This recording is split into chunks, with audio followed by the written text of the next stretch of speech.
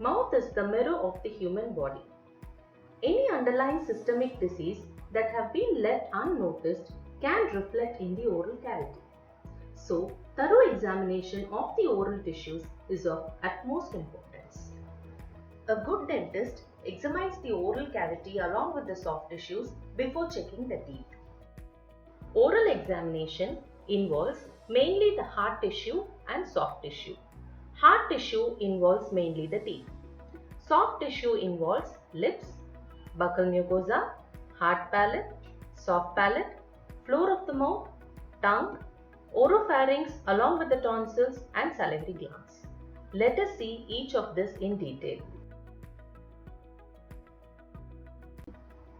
The armamentarium required for oral examination includes a pair of examination gloves, mouth mirror, explorer, tweezer and few surgical gauze. Oral cavity can be classified into vestibular cavity and oral cavity proper. The vestibular cavity is the space which is present external to the teeth. Oral cavity proper is the space which is contained within the teeth. The boundaries of the oral cavity being anterior, posterior, superior, inferior and the lateral sides. Anteriorly, the oral cavity has the lips which can be upper lip and the lower lip. Posteriorly, it is the beginning of the oropharynx with tonsils on either sides. Superiorly, we have the hard palate and soft palate. Inferiorly, we have the floor of the mouth where the tongue rests. Laterally, presence of the cheek or the buccal mucosa on either sides.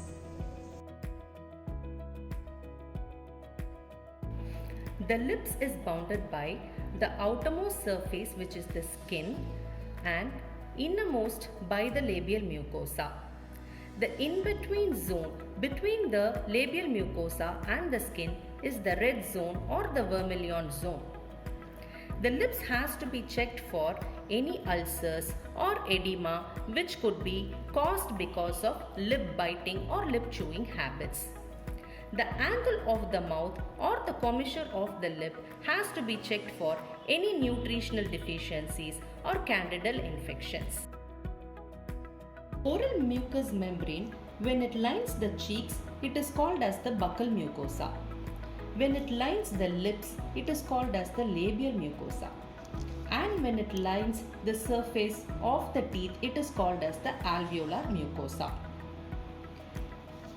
When looking into the buccal mucosa, we have to look in for various pathology as well as physiological alterations which should not be misdiagnosed as pathology.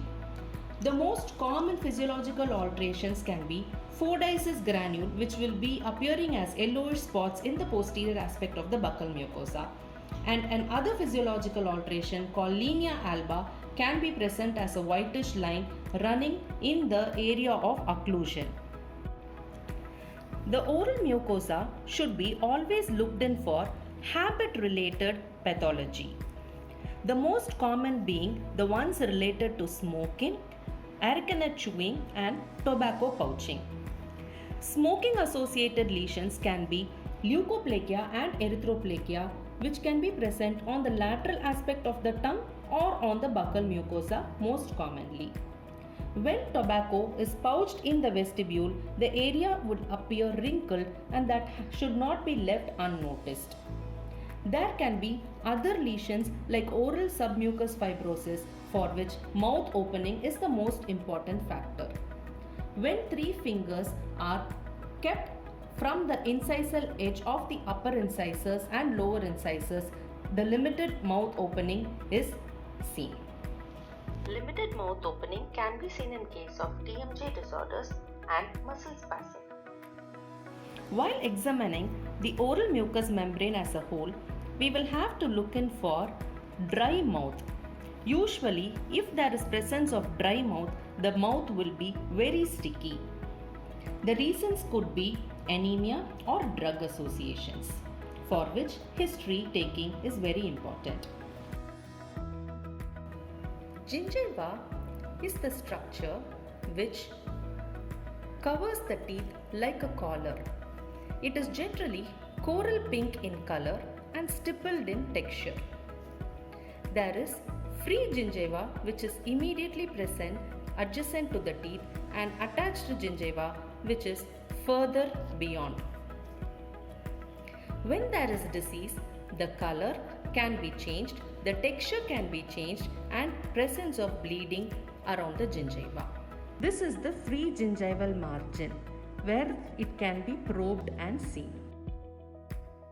While examining the hard palate is a structure which is dark pink in color, fixed to the underlying periosteum, and it is immovable.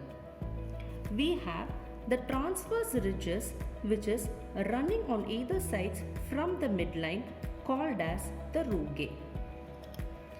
Behind the central incisors there is a thick mucosal area which is called as the incisive papilla. Soft palate is the extension of hard palate. It is yellow in color which is made up of a thick pad of fat. Further beyond, we can see a triangular shaped structure called as the uvula.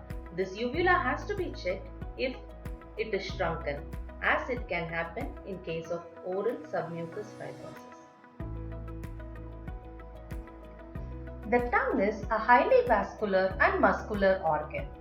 It is divided into anterior 2/3 called as the oral tongue and posterior 1/3 called as the pharyngeal tongue. The dorsal aspect is rough in nature with numerous fungiform and filiform papilla. The ventral aspect is attached to the floor of the mouth. The tongue is the most vulnerable organ for habit-related red and white lesions and ulcers too. These changes need to be looked in for thoroughly. This is the floor of the mouth where the tongue rests. This is the most prone area for presence of ulcers or lesions. There is a small muscular structure which is connecting between the ventral aspect of the tongue and the floor of the mouth.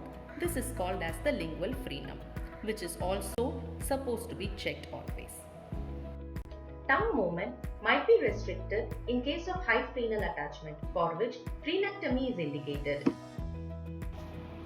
The dorsal aspect of the tongue should be looked in for white coating. Poor oral hygiene and associated fungal infections could be reasons for white coating on the dorsal aspect of the tongue.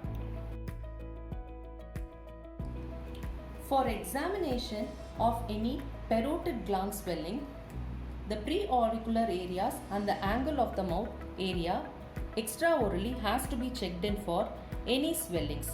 If there is any swelling, it might indicate a viral infection or related to the parotid gland. The opening of the Stenson's duct is parallel to the second upper molar tooth. This has to be checked in for any inflammation or any ulceration.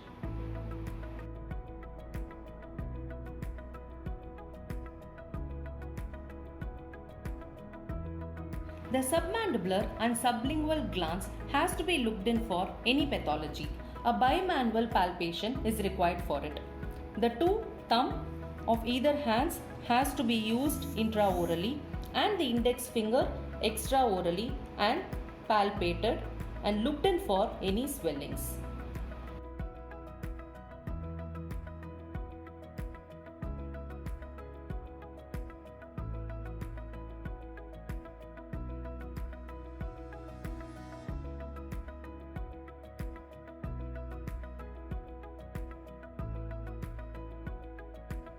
Hard tissue examination includes all the teeth in the upper and lower jaw. Teeth should be thoroughly examined for its number, color, position, surface, any fractures and impactions. Dental caries has to be looked in for all the surfaces of the teeth, which includes the occlusal surface the buccal and lingual surfaces also.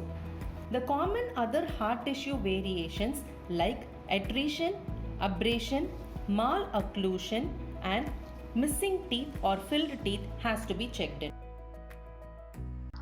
Cervical abrasion are shallow depressions in the cervical region of the teeth. They cause hypersensitivity. It is caused because of improper teeth brushing habits. Attrition is the wearing away of enamel due to masticatory forces. It can be seen in posterior and sometimes the anterior teeth too. Malocclusion should be checked in. Any missing teeth impactions or submerged teeth should also be looked for.